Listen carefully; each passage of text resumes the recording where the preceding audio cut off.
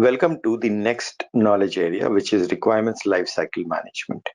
In this chapter, we will follow the same structure. We'll start by discussing what is RLCM and the associated terms, its tasks, the elements of the task, and all the other details of the tasks. We'll also be taking case studies and we'll discuss a few templates. So let's get started. What is requirements lifecycle management? Before we look at the overview of this knowledge area, let's understand what is lifecycle of requirements. Is it similar to software development lifecycle or it's different? So software development lifecycle talks about the development of software right from the inception till it is implemented and the software becomes useful for the organization where end users and customers start using it.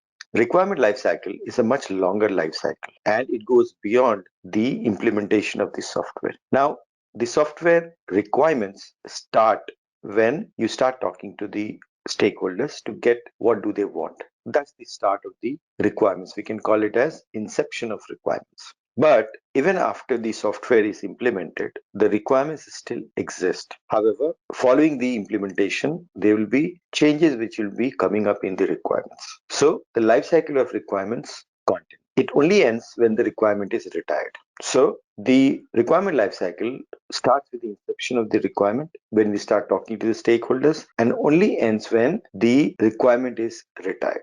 That's the life cycle. So in this knowledge area, we're going to talk about what happens during the life cycle of a requirement.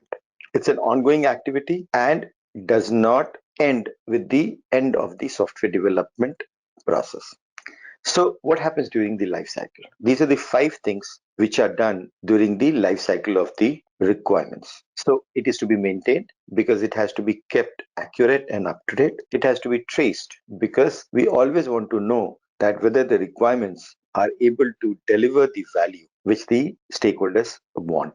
Then it has to be prioritized so that the value can be maximized. Whenever there is a change in the requirements, it has to be assessed whether it is going to be valuable for the stakeholders and whether the company is willing to invest in that change. Finally, considering there is a change in the requirement, it has to be approved so that it can be taken forward.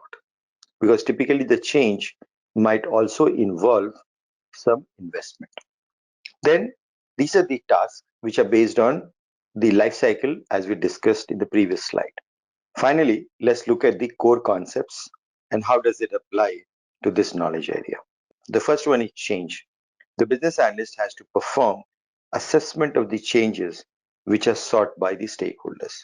Need is the next one, where business analyst ensures that the needs are met by tracing, maintaining, and prioritizing the requirements. Next comes the solution that ensures that the solution which is being considered is going to satisfy the need by tracing requirements and the designs to the solution so that the right solution is allocated to the requirements of the stakeholders.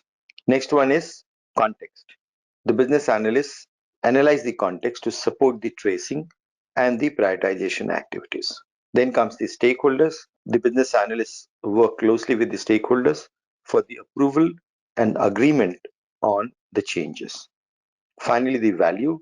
So business analysts identify reusable requirements to increase the value for the organization because by using reusable components of the system, we can reduce the cost of development and implementation. So this was the overview of the requirements lifecycle management knowledge area. In the next video, I'm going to talk about the first task of this knowledge area.